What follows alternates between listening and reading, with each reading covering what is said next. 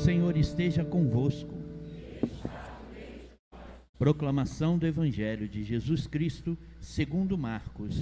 Glória a vós, Senhor. Naquele tempo, João disse a Jesus: Mestre, vimos um homem expulsar demônios em teu nome, mas nós o proibimos, porque ele não nos segue. Jesus disse: Não o proibais, pois ninguém faz milagres em meu nome para depois falar mal de mim. Quem não é contra nós é a nosso favor. Em verdade eu vos digo, quem vos der a beber um copo de água porque sois de Cristo, não ficará sem receber a sua recompensa. E se alguém escandalizar um destes pequeninos que creem, melhor seria que fosse jogado no mar, com uma pedra de moinho amarrada ao pescoço. Se tua mão te leva a pecar, corta-a. É melhor entrar na vida sem uma das mãos do que, tendo as duas, ir para o inferno, para o fogo que nunca se apaga. Se teu pé te leva a pecar, corta-o. É melhor entrar na vida sem um dos pés do que, tendo os dois, ser jogado no inferno. Se teu olho te leva a pecar, arranca-o. É melhor entrar no reino de Deus com um olho só do que, tendo os dois, ser jogado no inferno, onde o verme deles não morre e o fogo não se apaga. Palavra da salvação. Glória a vós, Senhor.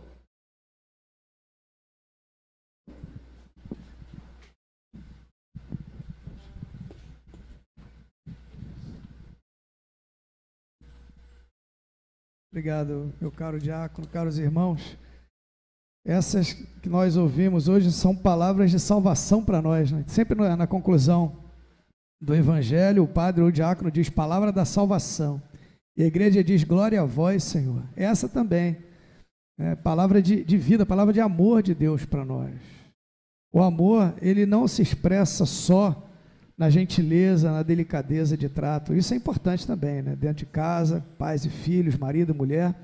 Mas ele às vezes se expressa com palavras firmes também. Qualquer pai e mãe sabem disso na educação dos seus filhos. Sempre com respeito, né? Sem agredir também, nem verbalmente os filhos, mas às vezes com firmeza, advertindo e chamando a atenção dos filhos. E é o que a gente vê aqui hoje. Essa palavra dura que a gente ouviu, talvez uma das mais duras do Evangelho, é a palavra de amor de Deus para nós, palavra de salvação. E a gente dá glória a Deus por ter ouvido essa palavra. E aí, se teu olho te leva a pecar, arranca-o. E nesse sentido, né, quem escandalizar um desses pequeninos, melhor seria amarrar uma pedra no pescoço e se jogar no mar. Como entender isso, né? Palavra firme ali de Jesus, uma advertência severa. A ocasião foi essa aqui, em que outras pessoas, eles expulsavam demônios, né?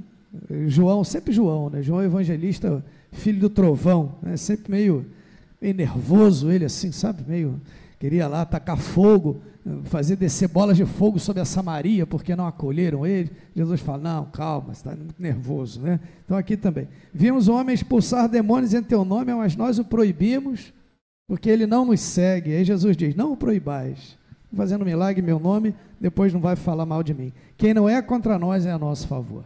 Meus irmãos, como essa palavra aqui, que está lá, foi escrita no primeiro século da era cristã, né? Claro.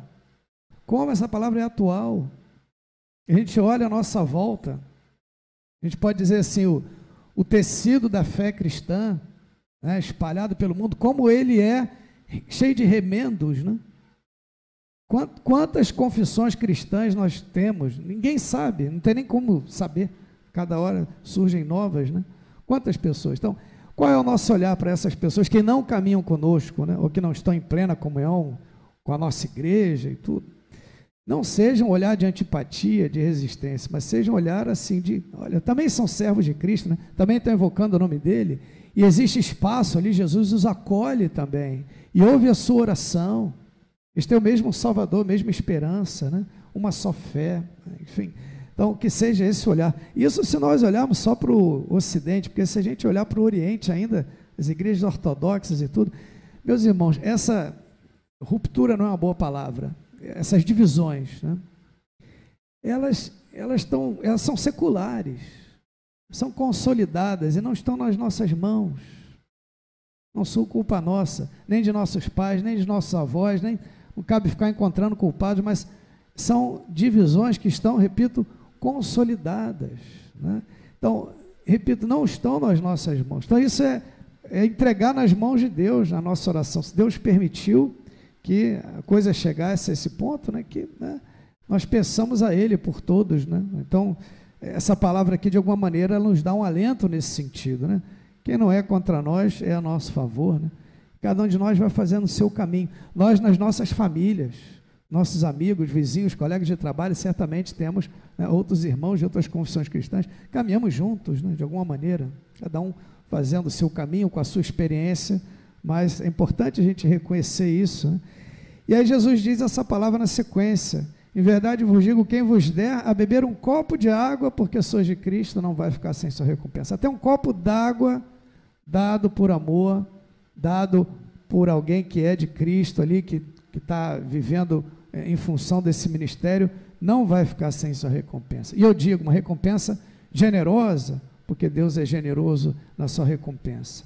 Então, estejamos atentos a isso, ao bem que nós podemos fazer, que está ao nosso alcance, né? Um copo d'água a gente sempre pode dar. E algo mais até, se um copo d'água não vai ficar sem sua recompensa, o que dizer de um prato de comida para alguém que tem fome, né? De um agasalho para alguém que tem frio, né? Tive nu e me vestistes, diz Jesus, e tantas outras coisas, né? Quanto bem que tantas pessoas fazem em favor dos outros, de tantas maneiras, dentro da igreja, por exemplo, como catequistas, como vicentinos, e tantas outras pastorais e movimentos que a gente pode recordar aqui, e outras coisas em geral, não só dentro de pastorais, né? Mas que a gente pode fazer, o bem que está ao nosso alcance, e que não vai ficar sem sua recompensa. E aí depois Jesus adverte então sobre o mal que nós podemos fazer também, e nos chama atenção, e ele diz, se alguém escandalizar, ou seja, ser escândalo, ser pedra de tropeço, levar outro a pecar, se alguém escandalizar um desses pequeninos que creem, sempre em defesa dos mais pequeninos, dos mais frágeis, Jesus diz, uma das palavras mais severas do Evangelho, em defesa desses mais frágeis e pequeninos, se alguém escandalizar um desses pequeninos que creem, melhor seria que fosse jogado no mar com uma pedra de moinho amarrada no pescoço. Pedra de moinho, a gente não faz parte da nossa rotina, do nosso cotidiano, uma pedra grande, fazia parte da cultura deles, a gente tinha os moinhos, né? Então, amarrada uma pedra no pescoço e ser lançada no mar. Então, que palavra severa de Jesus, em defesa dos mais frágeis. Deus não despreza nada do que criou. Aquilo que no mundo é importante, que tem valor, tá bom, é importante, já tem valor, já é respeitado pelos homens, mas aquilo que é desprezado pelos homens, que o homem se esquece, é sobre esse que Deus se inclina, se debruça sobre ele, cuida dele na sua providência, e diz uma palavra dessa aqui, olha, estejam atentos a ele, um copo d'água dado com amor não vai ficar sem sua recompensa, fizer mal escandalizar, né? Então, a gente vê que a segunda leitura, a palavra de São Tiago aos ricos, a advertência severa deles, né? Cuidado que o vosso ouro e a vossa prata já estão enferrujando, isso tudo que vocês acumularam. Curioso porque esses metais não enferrujam, mas aqui está dizendo, enferruja sim, né? E de uma outra maneira, né? Enferruja, e vocês vão ter que prestar contas. E aí o detalhe, o mais importante não é a riqueza em si, mas aqui, ó, o salário dos trabalhadores que ceifaram vossos campos, que vós deixastes de pagar, está gritando. Deus nos livre disso, né? De cometer uma injustiça, sobretudo aqueles que têm mais condições, com aquele que não tem condições e deixar de pagar, né? Então, cometer uma injustiça com aquele que é frágil e pequeno, Deus nos livre disso, que a gente vai ter que prestar contas, né? Então, pelo contrário, né? Você ir além, fazer o bem, fazer o que é justo, mas o quanto estiver ao seu alcance, ao meu alcance, né? Ao nosso alcance, a gente ir além, um copo d'água, o que mais que eu posso fazer? Onde a minha mão alcança? Qual o bem que eu posso fazer? Até onde eu posso ir? Né? E aí na sequência ele diz essa palavra severa aqui então, se tua mão te leva a pecar, corta, é melhor entrar na vida sem uma das mãos, do que tendo as duas ir para o inferno. Jesus fala do inferno aqui, fala com severidade, ele está advertindo a gente, né? Se teu pé te leva a pecar, corta, melhor entrar na vida sem um dos pés, do que tendo os dois e ir para o inferno. Tua mão te leva a pecar, teu olho, né? Teu olho te leva a pecar, arranca. Melhor entrar no reino de Deus com um olho só, do que tendo os dois ir para o inferno, onde o verme deles não morre e o fogo não se apaga. Jesus fala 3 vezes, ele insiste, ele repete. Por que ele fala isso? Será que é só porque ele quer assustar a gente? Quer dar um medinho na gente? Não, se ele está falando isso aqui é para ser levado a sério. Vamos levar a sério essa palavra. Repito que é uma palavra de amor de Deus para nós. Quando uma mãe fala para um filho pequeno, e às vezes com firmeza, você não bota o dedo na tomada, porque se você botar o dedo na tomada, você vai levar um choque, vai queimar e você vai morrer. Se você atravessar a rua sem olhar, o ônibus vai passar em cima de você, tá entendendo? Aí a criança fica com aquele olho assim, né? Por que a mãe fala assim, né? Porque ela quer que aconteça? O contrário, porque ela quer que não aconteça. Nós estejamos atentos, mas é uma advertência, porque pode acontecer. E a gente não quer que aconteça. Então Jesus está nos advertindo aqui. A gente sabe bem, nós já ouvimos muito bem isso, né? Que Jesus consegue distinguir muito bem o pecado e o pecador, não é isso? Jesus aborrece, rejeita o pecado, mas acolhe o pecador. E é verdade. Quantas passagens a gente pode lembrar? A mulher adúltera lá, Jesus falou nela, humilhada ali, Jesus, ninguém te condena, também eu não te condeno. Vai e não voltes a pecar. O pai que acolhe o filho pródigo, né, sem repreender, o que você fez com o meu dinheiro, por onde você andou? Não, mas acolhe, né, dá uma festa, se alegra, era preciso festejar, porque esse meu filho estava perdido, foi reencontrado, estava morto, voltou à vida. Zaqueu também, que Jesus acolhe, e tantos outros. Essa foi uma acusação dos adversários de Jesus, amigo de pecadores e publicanos. Esse homem se senta à mesa com prostitutas, cobradores de impostos. E Jesus explica, ele diz, os médicos são para os doentes, não para os que têm saúde. Eu vim chamar não os justos, mas os pecadores à conversão. Então, como bom pastor que vai lá no fundo do abismo buscar a ovelha perdida, assim Jesus agiu. E por isso se inspirou confiança, né, em todos. Todos se sentiam à vontade de se aproximar dele, mesmo sendo pecadores. Iam ao encontro dele, ele acolhia. Mas ele tem essa palavra firme, para que nós não cometamos escândalo, não levemos os outros a pecar. Vamos entender essa palavra, é isso, né? Se tua mão te leva a pecar, arranca a mão, tira a mão dali, tira o pé dali. Teu pé te leva a pecar, arranca, tira o pé dali, tira teu olho dali. Se te leva a pecar, arranca dali. Melhor a gente, no teu pé, a mão, o olho, o que eu entendo é dessa maneira, né? Nós, quando nos tornamos adultos, a gente olha o mundo à nossa volta e a gente vê que existem muitas opções, muitas oportunidades, né? Muitas coisas que nós podemos ou não fazer com as nossas mãos, muitos caminhos e lugares onde nós podemos ir com nossos pés, muitas coisas que nós podemos olhar ou assistir ou procurar com os nossos olhos ou não.